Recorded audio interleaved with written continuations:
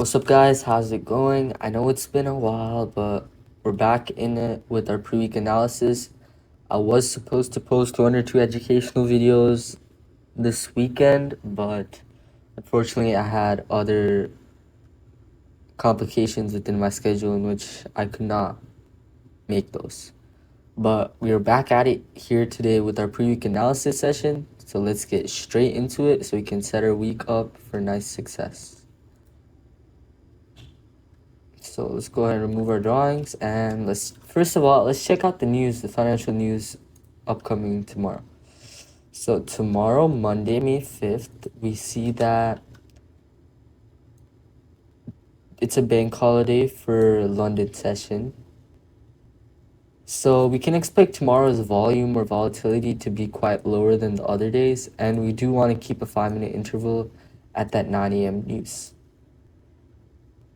So unless we see something at 8:40 to 8:50-ish time, there likely won't be any trades until 9:05. But just keep that in mind and understand that there is going to be low volume that is expected tomorrow, so you may not be able to catch as big of a move. Now on Tuesday, what we see going on is we do have medium impact news, but it's Canadian, so I don't think it's much. Yeah, not really too much on Tuesday at all. I'll just double check with Financial Juice. Oh yeah, we cannot trade tomorrow until 9 a.m. This is the good thing about using Financial Juice and Forex Factory. Forex Factory makes it look much simpler, but with Financial Juice, you can add other things that are outside of Forex pairs, which shows us that there is high impact news at 8:45, which does mean that we likely cannot trade until 9:05. So on Tuesday, yeah, not much. We'll definitely keep a 5-minute interval on the Canadian IVPMI, but that should not be much. Just keep that in mind on Tuesday. On Wednesday, we do have FOMC at 1 p.m.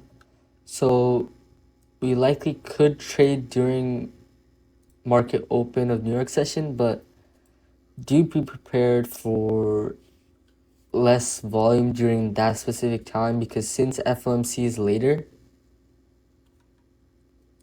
many people would like to stay flat because they don't expect to know what is going to be happening during FOMC. So Wednesday would likely be a flat day unless some crazy setup shows itself to us. Now on Thursday, we do have unemployment claims. So depending on the size of the unemployment claims, we likely can trade, because although unemployment claims is high impact news, it shouldn't be that big of a concern to us as a trader. I would do going back to Wednesday, I would do a 5-minute interval at 9:30 because we do have crude oil inventories. But yeah, coming back to Thursday, we do have unemployment claims, which can impact the market quite heavily. So Thursday would likely be a flat day because it's jobless claims, but typically can trade during this time. So definitely be on the lookout and be careful on Wednesday and Thursday, and potentially even Friday, because we do have many FOMC speakers during the market open session. But Wednesday and Thursday, I would definitely be careful, if not flat. Yeah. Wednesday and Thursday are just days to look out for in terms of volatility. Be very careful on those days. Also, keep an eye out on the earnings calendar, because that can also impact the market quite a bit. But let's get straight into our technical analysis. So we have been trending upwards. We finally came back to the area where we balanced out the downside from around this mid-March area. So we're around balanced regarding there, but there is potential upside to continue right here, as there is main liquidity there. There is main liquidity there, simply put by the wick.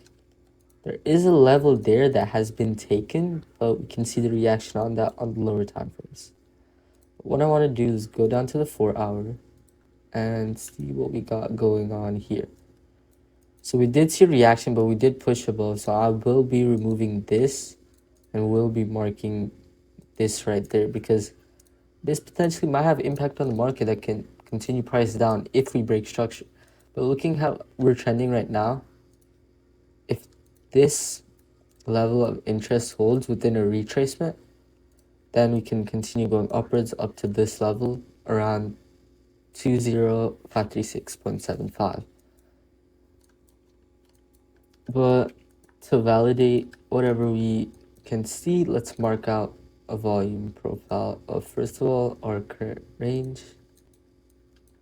So as we can see, these levels down here are very, very important, and let me tell you why once I mark them out.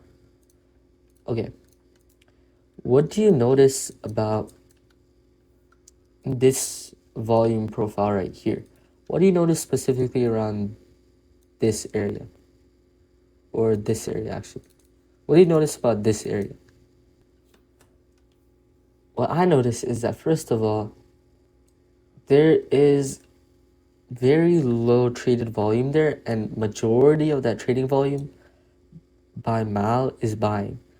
This is essentially a buyer imbalance zone, which is also supported by this fair value gap right here. And that's where our liquidity is. So potentially, if we see a reversal or retracement down to this level or this level as well, potentially we could see retracement from there. But if we break this level with strength, we could definitely head down to this relative area, just looking at the volume profile for the range that we're sitting at right now. But let's extend it to there and see what we're looking at there. I mean, we do have heavy volume down here. Just keep that in mind for later. Let me move that there as well, just to notice. Yeah, this is going to be our POC, and we are quite deviated from it, but we do have supporting volume here. So I will be marking this high volume node out. So now finally, let's go on a larger scope and notice how volume is there. So it does look like we're in a decent place in regards to volume. Point of control is slower, but there is high volume up at these levels that price may want to take out. But essentially, what I'm seeing here is that depending on if we move up or down from where we're sitting at right now, if we move up, then I'm seeking movement up to there. If not, I'm expecting price to come down to here and then decide or see reaction whether we go up or down from these two levels right here. That's what I'm noticing from plainly NQ and the news. But let's go ahead and check out ES as well. So what I see on ES does look quite similar. Let's mark out our main levels.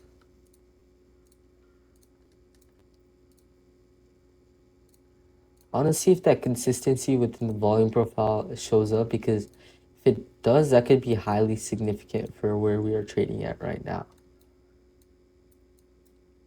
Honestly, it does look like we can go higher. I know I'm going by trends, but still, it does show nice significance. But let's go ahead and mark a volume profile for this range as well. And I mean, it's still basically apparent. And one thing I like about this one as well is that if you take a look at this low right here, we do have more volume and more balance between buyers and sellers. indicating that this could be a very key level for us to look out for. And then here is our POC, so I am looking for movement regarding this fair value gap, because if this area holds, for two reasons, we're really close to point of control. If we break this, I believe we can head down lower to the point of control or even the liquidity level before we continue towards the upside. But there is that volume profile. Let's continue moving it back.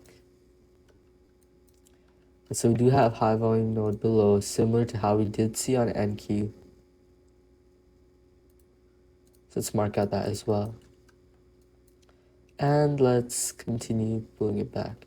There is a gap in this area that did happen to get filled. You can just mark that out just in case.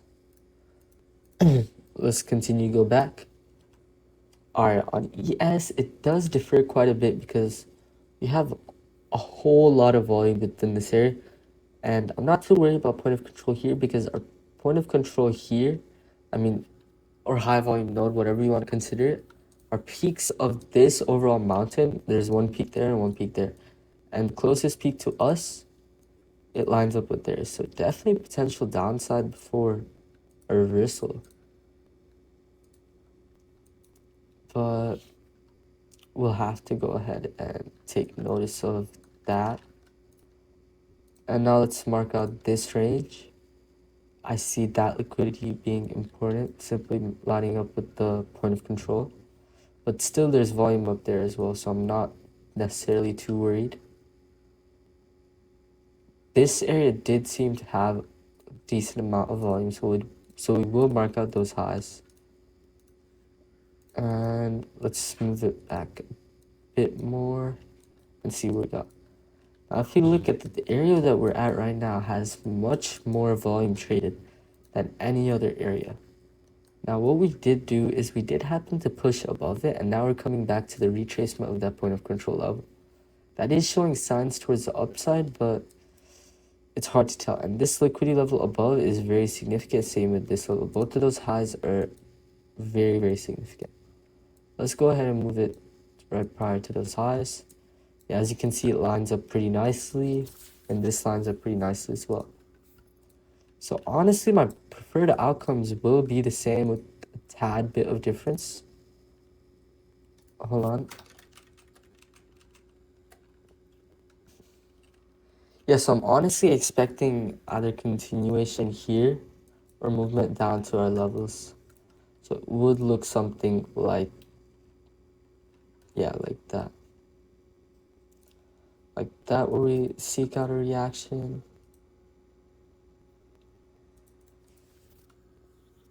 Or something like, pardon me, or something like this where we see a reaction as well. All depends on, honestly, the market open tomorrow, where we start creating falling structure, following this uptrend that we're going in right now. If we do happen to break this level as well, we can easily head down to our high volume node, where we have to see further reaction as well. But these are going to be the predictable outcomes looking at ES and NQ. For one final step of validation, let's go ahead and take a look at the volatility index. And what I'm seeing here is that we are coming up on a key gap fill level. And what that necessarily means is that it's essentially just an important level that we're looking to see how we react onto. But honestly, from where we're sitting at right now, it does look like that we can continue going lower on the VIX, which does mean that we can go higher on NQ and ES. Just another thing to keep in mind as well. So I'm looking for a reaction at that level. If we move up, we can head up to potentially higher. But if we go down, we can head down to here, where we have to see another potential reaction. But from where I'm sitting at right now, I would honestly prefer the upside because we are in bullish structure. And since we are in bullish structure, unless we see a strong continuation of this current sell move that we're having right now, I do prefer the long side. But yeah, honestly, that's pretty much it. To conclude, we basically looked over the news. We talked about how Wednesday and Thursday are key days to look out for, because we do have FOMC and unemployment claims here on Thursday. And on Monday, there may likely be low volume because London session markets are going to be closed. And on the charts, we did talk about how if you go down, because there is a low volume node or low volume gap there, we potentially might have to continue going lower before seeing rejection towards the upside, or we will continue going higher. But depending on how we continue at market open tomorrow, sets up the structure for the entire week to come looking forward. Honestly, a good move for this week, if you go to the upside, would be heading to these highs. A good move for the week, if we're going to the downside, would be within the next 3 days, at least get to these high volume nodes right there. But that's essentially it. If you guys have any questions regarding how I did this, or any other questions regarding the concepts I discussed in this video, please join the Discord. The link will be in the description, or feel free to leave a comment down below. I'll try to answer it there as well. But the Discord is completely free and has many great opportunities. Now, that's completely it for today, and I guess I'll see you guys tomorrow for the market analysis or trade recap session. I'm looking forward to see you there. Goodbye.